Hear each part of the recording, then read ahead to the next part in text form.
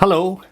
Yeah, I've recently been kayaking a lot, hence the tan, and a very active lifestyle comes with some consequences. So I dropped my iPhone into the ocean kayaking, and because I'm off contract, I went to my service provider, and a brand new iPhone off contract with the specs that I want would set me back $1,400 to $1,700. It's a bit much, isn't it? These days we just accept it. So what I did was I bought a Samsung A52s 5G, which I'm going to review and share my experience with you. And as an added bonus, I'm going to review another phone, a second phone, which is the OPPO A76, which I paid $300 for. So why am I doing a review on these two phones? Because after I dropped my iPhone into the ocean and bought this one, I had this Samsung in my pocket, and then it was high tide. I got off the boat and the phone was in my pocket. It got wet and the USB-C port suffered some water damage. I don't think that there's a single phone out there that's completely waterproof to seawater because of this port, the exposed ports. So even though the rest of the phone was completely fine, right, the microphone was okay, nothing affected the function of the phone per se, I wasn't able to charge it properly anymore because the USB-C port suffered some damage. Thank you, Samsung, for fixing this for me under warranty. I really appreciate it.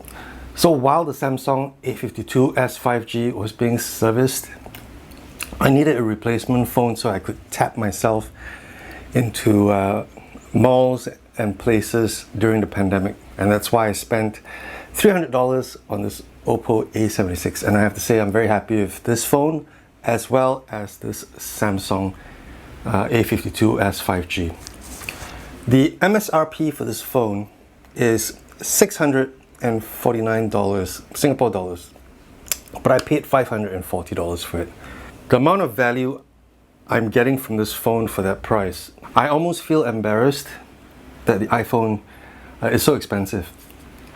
There are, of course, Android phones that cost just as much, if not more, such as the Samsung S series, but this A series is more than sufficient, so I'm going to tell you about this right now without further ado, as well as this one, the A76 OPPO Android phone. I've been using iPhones since the third generation, and this is the second time I'm plunging into the Android ecosystem. I've got lots of App Store applications, from video editing software to audio editing, music, graphic design, games, you name it. So I should be locked into the iOS system, and I am. So I get around this because I have an iPad, right? And this iPad runs my iOS applications better than any iPhone that I've ever had because of the size of the screen. So let's get that out of the way. But if you're not locked in yet and you've just got a few applications, you're not losing too much moving to Android. In fact, I got to tell you, I'm really happy with these two devices, both of them. So let's start with the Samsung A52s 5G. This phone has a USB-C port as well as a 3.5mm combo headphone jack. So with the combo jack, I can plug in any modern wired headset. I can also plug in a USB lavalier microphone to the USB-C port as well as a 3.5mm lavalier microphone. That's fantastic. Some limitations: the USB-C port is not a display port. So if you're hoping to connect your phone to a computer display, you won't be able to do it. I can't really think of a good reason why you would do that. I might do that with my iPad. Out of the box, you get a screen protector applied onto the screen already. I didn't know this. I went to the store to get a screen protector, and then they said, oh, do you want me to remove the previous screen protector? So there's already a screen protector on the phone. During the pandemic, unlocking your phone using Face ID has always been a pain, so it's really nice to be able to unlock my phone with a fingerprint sensor instead built into the display. The display is fantastic. It's a Super AMOLED display, so you get your high contrast blacks. One of the defining characteristics of this phone is that it has a 120Hz refresh rate, so it's buttery smooth when you're scrolling between the screens, and the processor is able to keep up. It's got 8GB of RAM. The OPPO A76 has 6GB of RAM, and I'm actually quite happy with the performance of the OPPO A76 as well. Battery life on both these phones has been spectacular. A little bit better on the A76 OPPO because it's got less features, but this guy, I can depend on it to last me the whole day, and I feel confident leaving the house without access to a charging cable. On to the camera system. The A52s 5G has an excellent camera system. It has a macro mode, pro mode so that you can control the aperture and the shutter speed, as well as the film speed, the ISO. It's got your usual panoramic modes, but what's really surprising to me about the A52s 5G is the slow-mo camera. The slow-mo camera exists on the main camera, and even more surprising is that the front-facing camera also has a slow-mo mode. Internal storage is 128GB, and that's expandable to 1TB via the SD card slot. I had a 128GB SD card lying around somewhere, so I saved some money on that expansion. The SIM card tray will take either 2 SIM cards or 1 SIM card and 1 SD card.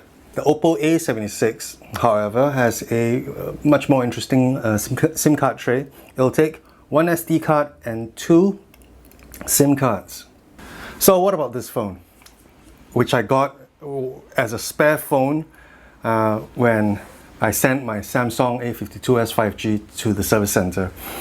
This OPPO A76 has also surprised me for $300. It's an LCD display, but as you can see, it's got very high contrast colors also. In fact, when I put them side by side, I thought the display on the OPPO was a bit easier on the eyes. So it is my go-to phone at home for watching YouTube videos. Not Netflix, of course. Netflix, I'll put it on my iPad or my television or my projector. Nerd. The OPPO A76 has a substandard camera, let's face it. However, in good lighting, the OPPO A76 camera performs reasonably well. It doesn't have a slow-mo camera, certainly not at this price point. But here's the thing. Before smartphones started having really nice cameras, a lot of us went out and bought our DSLR cameras, which I'm shooting this video from. We have our tripods, which this DSLR is currently mounted on.